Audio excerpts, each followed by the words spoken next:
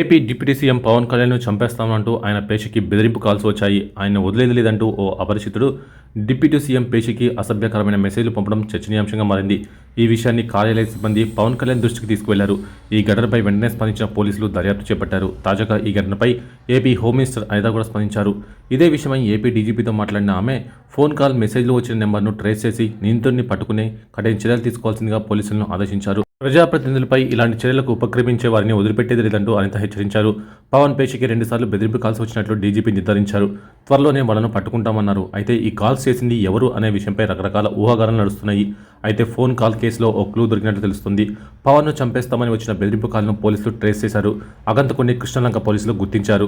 నిందితుడు లబ్బిపేటలో ఉన్నట్లు cell phone track చేసి పోలీసులు గుర్తించారు. దీంతో వెంటనే లబ్బిపేటకు వెళ్లేసరికి ఆ అగంతకుడు ఫోన్ స్విచ్ ఆఫ్ చేశాడు. ప్రస్తుతం పోలీసులు టెక్నాలజీ సాయంతో నిందితుడిని గుర్తించే పనిలో ఉన్నారు.